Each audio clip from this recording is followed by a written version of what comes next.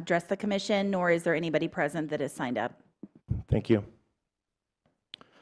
New business. First new business is a presentation to outgoing commission members. So just real quick, we'd like to recognize 4 of our exiting commissioners, and 2 of them are here. One is ill and one is not here yet. But we'd like to recognize Paul Shuffler. He served from January 2012 to December 22. Mike Van Zant, also January 2012 to December 2022. Pat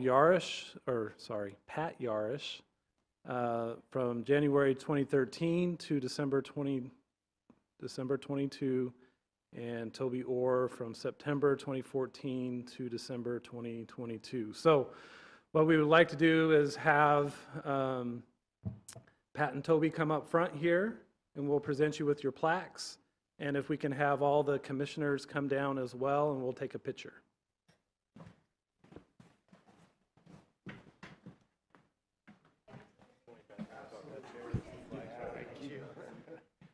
That's where I sat all last year. You guys stand in the middle there. Yeah. Yeah, up here. Here, I'll hold the box. So you can just hold the box. You need this card too.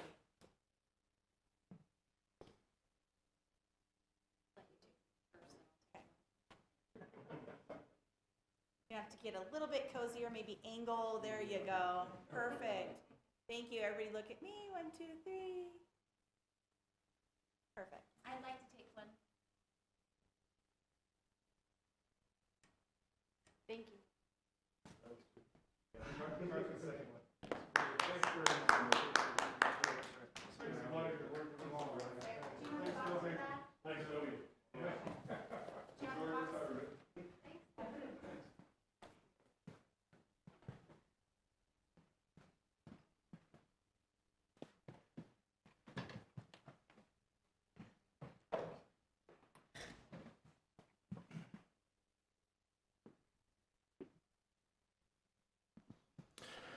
All right. New business B, we have the open meeting law and parliamentary procedure training. City Attorney Carl Cooper, are you present? That would be me. Awesome, thank you. And as I say, I'm Carl Cooper. I'm the city attorney. I am here to help you guys if you ever have any questions about open meeting law, conflict of interest, procedure, whatever you guys have some questions on, just give me a holler. If you guys need me to show up at these meetings for some specific issue, you can always let Phil know, and we can always take care of business so I can help you guys out a little bit. So the open meeting law training is something that's required for all people that are now on public body, which is what you guys are. And basically it just means or says that anytime you gather together as part of a public body, this has to be done out in public so that people get to see what's going on and they understand there's no private deliberations. You're not meeting over at the Denny's and making decisions on how to do these projects. So everything just is done in public. And the last sentence on this statement here, it talks about the entity charged with the interpretation of the law shall construe any provision of this law in favor of open and public meetings. And what that means is, I don't know if it has to be or not. You always default that it needs to be open. And this is just basically what I've already said. It needs to be discussed in public. I'm not going to read these to you because you guys could read, and it'll take a lot longer if I have to read it. I'm just going to get to the important ones. You guys are all members of the public body now, and you're required to comply with this. And this just says what's a public body. It's all of these things that are said right here. You guys don't do subcommittees, so you don't have to worry about subcommittees, and you're not a quasi-judicial. So this is the big one. What is a meeting? And I'm going to read it because this is right out of statutes. The gathering in person through technological devices of a quorum. There's 7 members of the board, so if there's 3 or 4 or more, that's a quorum, where you get together and you discuss propose, take legal action, that would be a meeting. So how does this happen? Oh, and vacant positions do not reduce the quorum. This, a gathering by technical devices includes all of these things. So the idea is, if you send email to each other, if you hit that magic number, if you hit 3, if 3 of you are talking in whatever matter, you're okay. But as soon as you hit 4, that's an open meeting. Then it's an open meeting law violation because you haven't done it in a publicly called meeting. So be careful with emails, texts, and whatnot. So the question is here is like Facebook or all these other things. I'm not a social media person, but if you have a social media page and you put on there, hey, I'm going to support this project, I think it's a great project, fine. But if someone else jumps on there and says, I like it, I'm going to support it as well, someone else says, I like it, you get another, I like it, you have an open meeting law violation. So the idea is, if you're going to do anything on social media, be really careful about commenting, about saying anything about anybody else's ideas or supporting what someone else has said. It's just best to avoid that. It's okay to say what you want to do, just be careful about bundling that information up all together. And if you have any questions, stop and ask. Splintering the quorum is where one of you talks to somebody else, and then you talk to the next person, and you talk to the next person. There you hit the 4. So just be careful. So if 3 of you are discussing something, just know one of the 3 of you hits another person, you're all tied up into this. So just be careful, at least be aware that you're not going to go beyond whatever you're talking about the number. With the open meeting law, you have to have a notice with the agenda 24 hours in advance. So that's why you're never going to have really short called meetings, less than 24 hours. Pretty simple. The agenda is not something you technically have to worry too much about, except because your staff are going to create it. But the agenda is what you're going to talk about.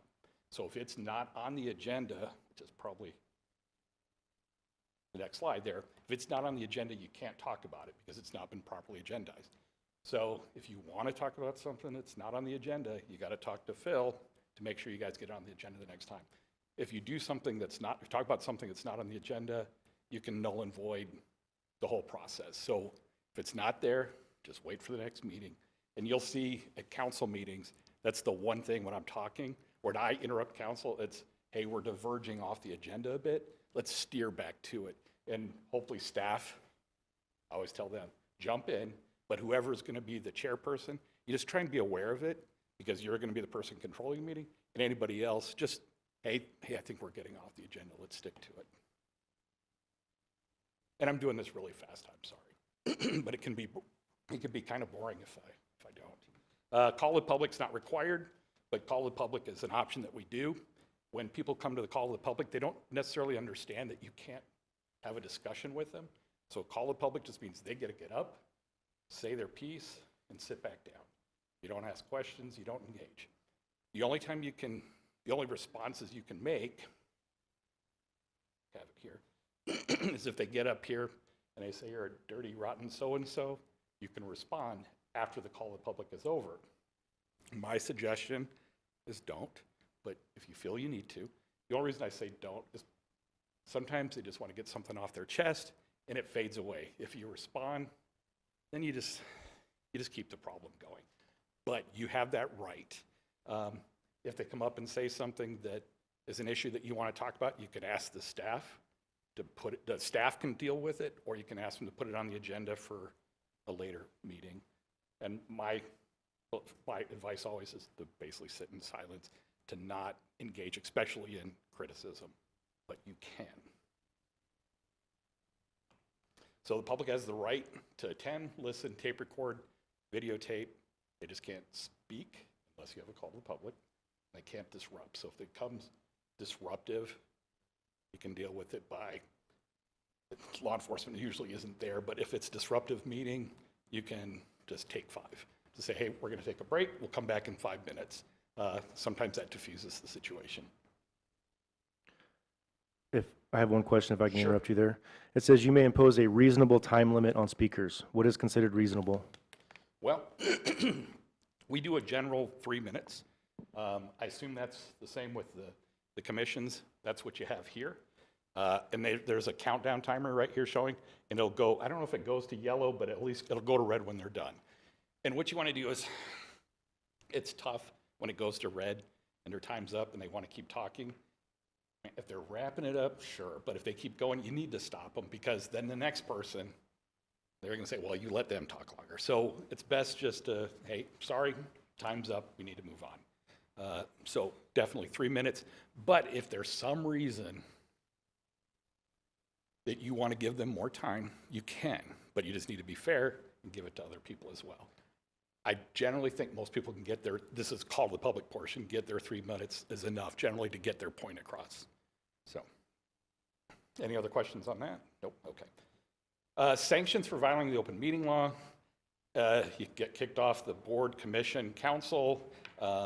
If there's any legal fees that are associated with it, defending the action or the AG's office, you would be personally assigned those fees. And then anything that's decided is null and void. So it's not going to happen unless it's something really bad and really blatant. If you violate the open meeting law and someone, if it happens, they'll let me know. And then what I do is I come in and do training. And I'll just come back and do a little bit of remedial training, and I'd let the AG's office know, hey, this is what happened. We did some remedial training. That's what they're looking for. They're looking for education. Just make sure it doesn't happen. If it was something really bad and blatant that you're trying to make all this money or something out of it, that's a different story, which we'll get into in conflict of interest. So big thing, we'll fix violations if it happens. We don't want it to happen. And that fixing is training. And that means you got to listen to me more, which is not fun for anybody. So conflict of interest, this is the one that's more scary. So what it is if something comes before this board that you are personally involved in, you have a pecuniary, you have a proprietary interest in it, you're just not participating. And it's you or your family. So just say, I have a conflict. I'm not going to discuss it. I'm not going to provide input. I'm not going to vote. That's the easiest way to deal with that. Because if you violate that, that's when criminal sanctions can come in, and you don't want that. Nobody wants that. If you think there may be a concern or an issue with the project that you're not sure about, give me a call and we'll talk about it. I don't know what you do. I don't know where your investments are. I don't know who your family is. So I can't affirmatively tell you, you shouldn't do that. You have to come to me and let me know, and I can help take care of that. Carl, real quick, on the conflict of interest, if there is one, there's a form that we want them to fill out. Correct. And Annie's showing it Yes. right now. And so that is, if you're going to say, I have a conflict, Annie just has you fill something out, or whoever the clerk is, Ashley. We haven't met Ashley. I don't know if we have. I don't remember. Annie just fill it out, and they file it in the clerk's office. And that just lets everybody know, if somebody comes back, we can say, hey, you did what you needed to do. We got this paperwork. It clears everything. If there's a problem where it looks like it's a close issue, I may have to write a legal opinion. I don't think we're going to run into that with you guys just based on how this works, but I can write a legal opinion that can protect boards and commission members by saying, okay, I've done this legal research and I don't think it's an issue. So, and again, it goes back into this, it's all about money or interests. So be very careful about that. And this also has a statement about you can't provide goods or services to the city. I don't know what you guys do, but you can't provide goods or services to the city unless it's been through a competitive bidding process. And that's just to make sure it's like, you provide some kind of project, some kind of service, we want to hire you to do it. You can't do that for favors. But if we have a sealed bidding process that's private, that way it's not done with the favoritism issues. So we always do competitive bidding. And it doesn't happen too often. And again, I don't know exactly what you guys do, but if that's coming up or that's an issue, we talk about it.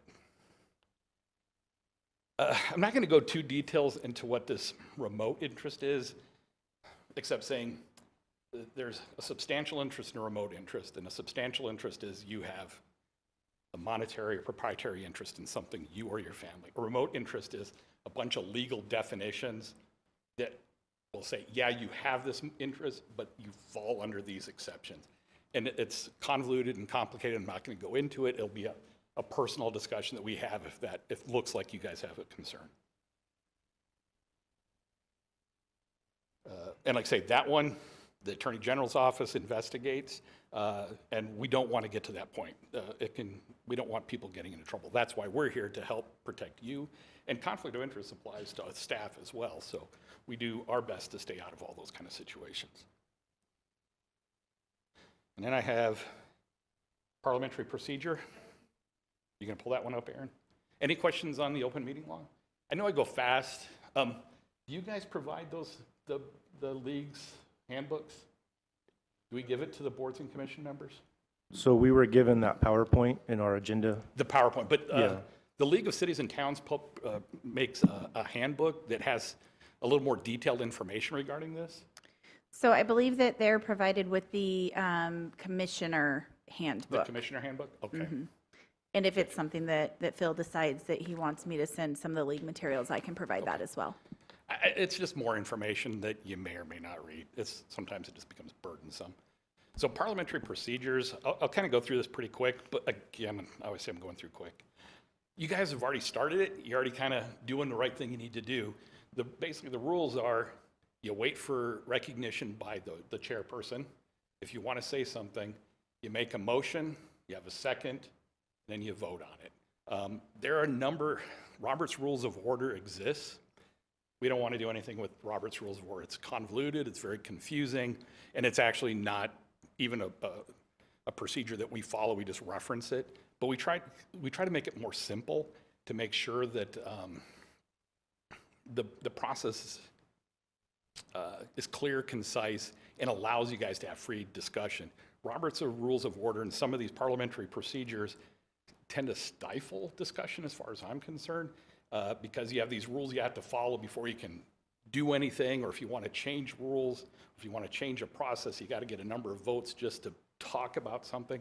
So we've made it as simple as possible by just having a basic motion, a second. You can amend your motion if you need to. It makes it much simpler to get the discussion flowing in the public process. The meeting order, that's just following the agenda.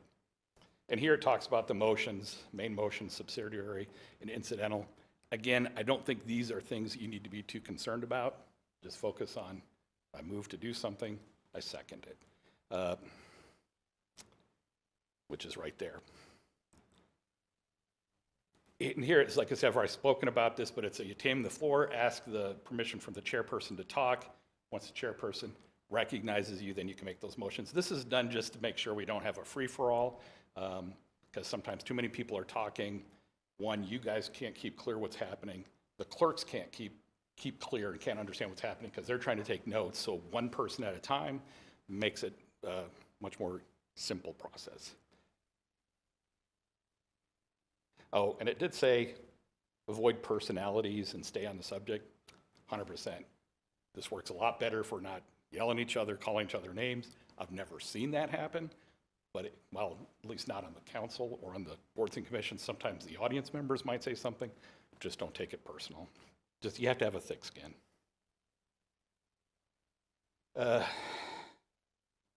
This notes that if you make a motion and nobody seconds it, that motion's no good. Someone else can make another motion. They can make the same motion, but generally what you need to do is make something that's different. If the motion fails, that generally means no one wants to go that direction. So sometimes you may have to make a motion that's just a little bit different. And again, I don't think that happens too much with you guys. And I haven't seen that. It's only happened a few times at a council meeting that I can recall.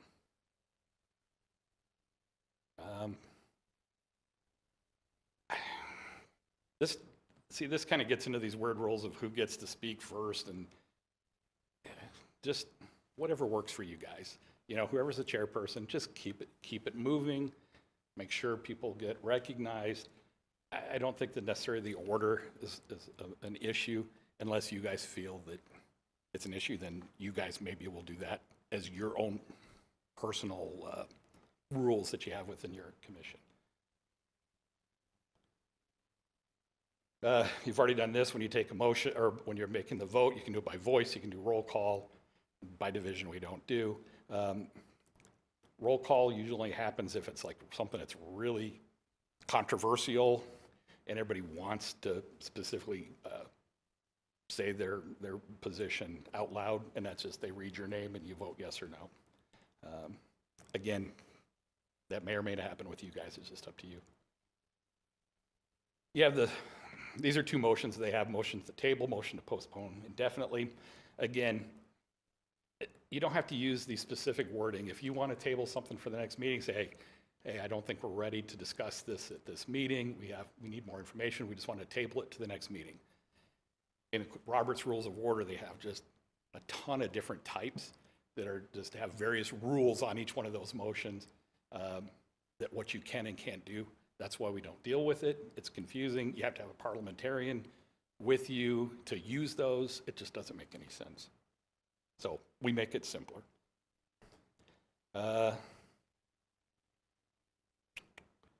Yeah, covered that.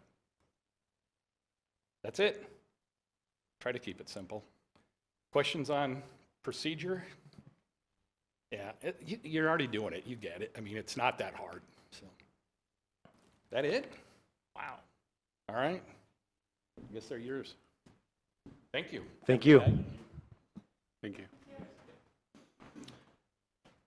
All right, next item on our new business, 3C, appointment of chairperson and vice chairperson for 2023.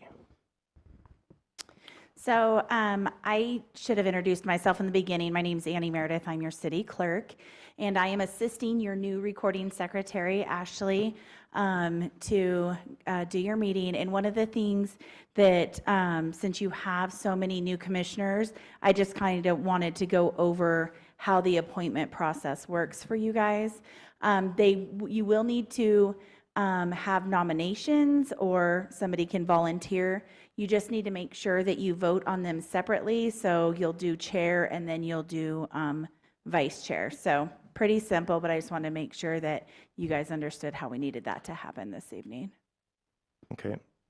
So with having 3 new members present at this meeting, would it be appropriate to have them introduce themselves so we can all meet them?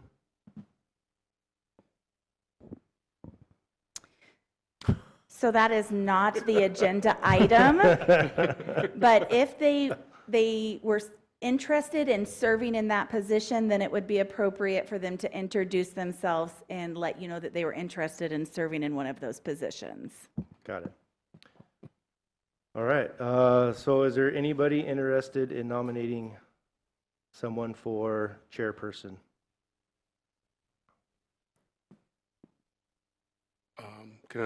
Does anyone want to be the chairperson first? Like, I would volunteer to be the chairperson. I would nominate you, Will, to be our chairperson. I would second that nomination. So we have a nomination and a second. So you can have further discussion or you can vote. Do we need further discussion?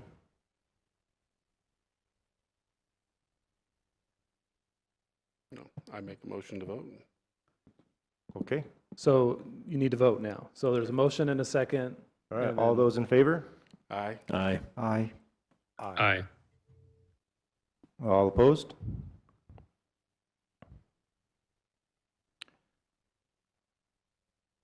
You're it. I'm it. All right. So is there anybody who would volunteer or nominate for the vice chairperson?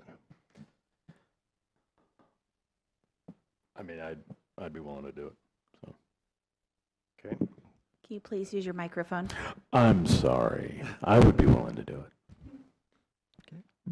Make a motion that Randy Dimmitt become the vice chair? Second. We have a motion. We have a second. All those in favor? Aye. Aye. Aye. Aye. All opposed? All right. Motion carries. We have a chair and a vice chair. Next item under new business, 3D, We have roles and responsibilities of commission. Staff will discuss the roles and responsibilities of the Municipal Utility Commission with the commissioners.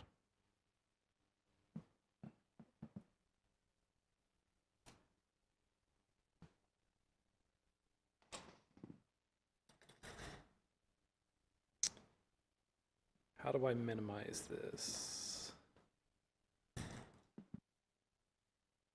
Oops, sorry, you just have to cursor off.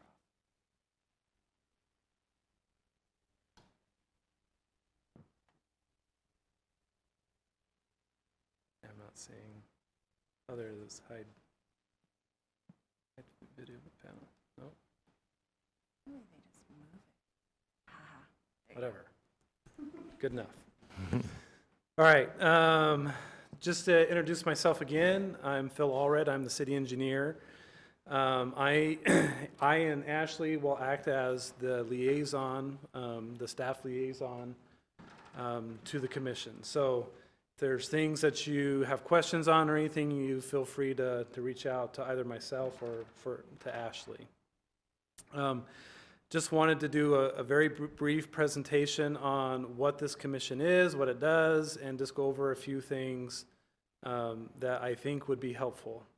And if there's any questions as I'm going through it, feel free to ask.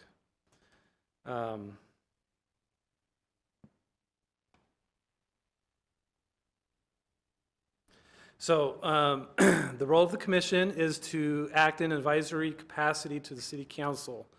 And this is specific to policy affecting planning and development of the city's water, sewer, and sanitation systems. You also will act as a review body to study, evaluate, and make recommendations to the city council on matters involving exceptions, interpretations, modifications, and appeals to the adopted regulation and policies. I would say those are probably going to be the two biggest things that you'll be doing on this commission, is when we're working on master plans, or if we're updating regulations, we'll have you chime in and provide input on that. Also, as a lot of you know, there's some people requesting variances for different things. And then one thing I did not put on here is you will also provide a recommendation for providing water service to unsubdivided properties within our water service area.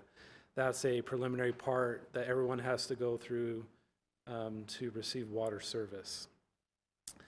Other things is to establish close coordination and maintain effective communication with the Planning and Zoning Commission.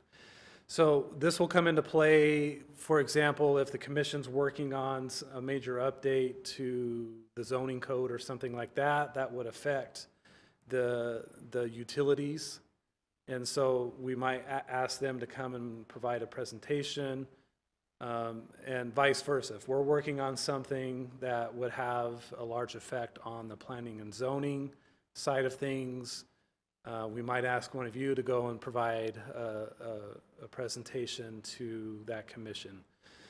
It doesn't happen very often, and I think a lot of times when it comes to coordination, that'll happen a lot through the staff liaisons. We'll be talking to each other, and we'll be providing information, but there could be instances where you're asked to coordinate directly with the other commission. And then just the last two items there: review, evaluate, make recommendations to the city council on policies pertaining to other public and private utility companies. I've been here 13 years. We haven't done that yet, but if something does come up, that would be coming to you. And as a reminder, the commission does not have any financial, operational, or oversight authority over the city or city departments. So basically, you are providing recommendations to the city council, and then ultimately the final decision with all the items that come before this commission are made by the city council. So you're kind of the recommending body. You do the heavy lifting up front and provide a recommendation to the council afterwards. Does that make sense? So just some basic things on responsibilities. We ask you to review the agenda ahead of time. We will try to publish the agenda as soon as possible. There's times where we're still waiting on some information, and so it can get close to the meeting time to when we actually publish. As you heard earlier, we have to publish at a minimum of 24 hours, but we like to do it way ahead of time.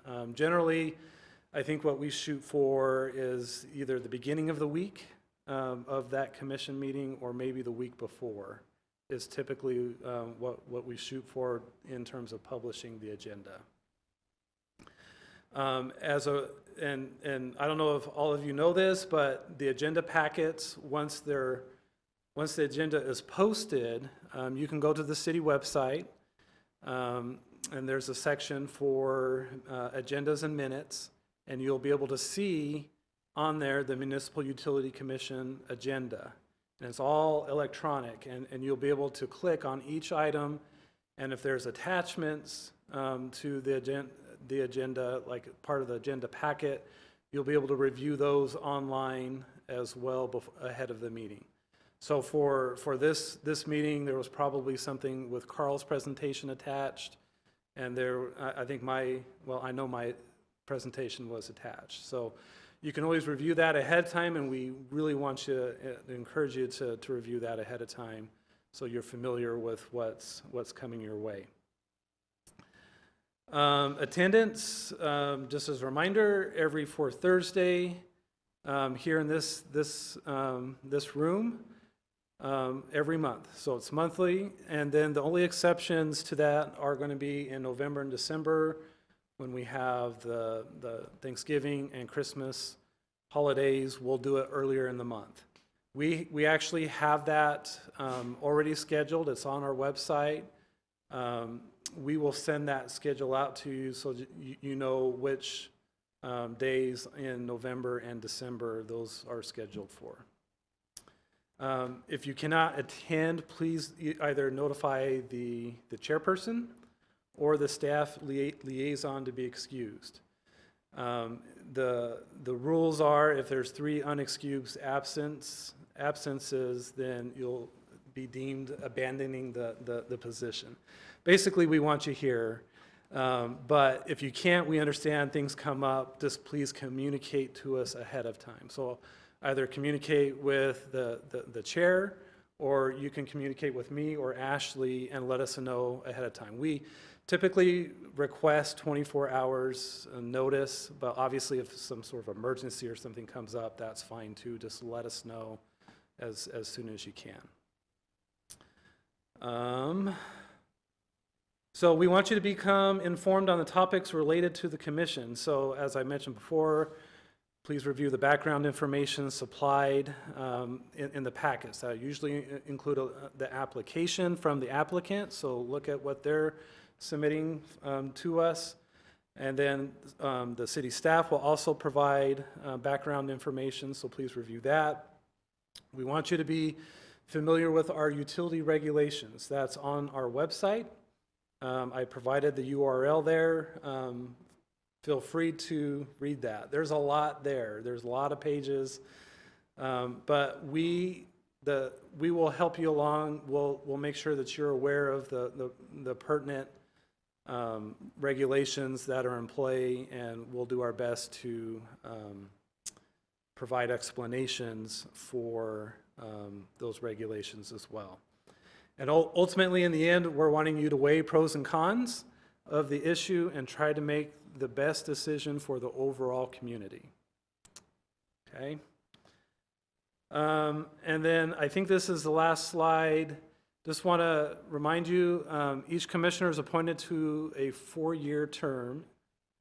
A commissioner may be appointed to only 2 full consecutive terms to any commission. So that's kind of new, but what that means is maximum 8 years on a commission. And that means, like, if you're on the Municipal Utility Commission for 8 years, you won't be able to move to another commission. You'll have to wait, I don't know what the period of time is, but you'll have to wait a period of time before you can reapply to be on another commission. And so here I listed everyone's terms and when they expire. And currently, everybody's eligible for reappointment. So everyone here, if they're interested after their term is up, they could be reappointed by the city council. And I'll just point out, we still have one vacancy. So if you know of anybody that wants to be on the commission, please point them in the direction of our city website. On the clerk's page, there's an application to become a member of one of the commissions on our website. With that, are there any questions? I have two. Okay. First one, if a commissioner contacts me and lets me know that they're not going to be at the meeting, who do I then go to relay that information? So you can, if there's good notice, feel free to email that to us so that we know if we're interested, if there's going to be a quorum. Mm-hmm. So email me or Ashley. If you get it short notice, that's fine. Just usually during roll call, if they've talked to you, you'll just say they're excused. Okay. And the second question, 3 unexcused absences. Is that within a term limit, within the 4 years? Or is that within? I'm going to say within the term limit, within the 4 years. Okay. The way the code is written is they don't have to be consecutive. It can just be 3 times within that term. And if I need to get clarification from the city attorney, I can, but I think that's how it would be interpreted. Okay, thank you. But again, that's just unexcused. It doesn't mean you have, if you have a legitimate reason for not being here, that's okay, right? Yeah, So, no call, no show. right. Right, got it. And then he did say that it was 4 required as a quorum, not 5 for this. 4. So Okay. this commission has 7 members, so we need to have at least 4 Okay. at all times. Are there any other questions? Okay, All right, thank you, Phil. you're welcome. At this time, we are on item number 4. Are there any announcements by commission members?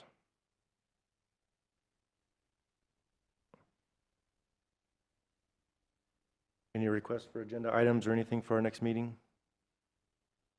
Okay. Do we have a motion to adjourn? I'll make a motion to adjourn. I'll second. We have a motion and a second. All those in favor? Aye. Aye. Aye. Meeting adjourned.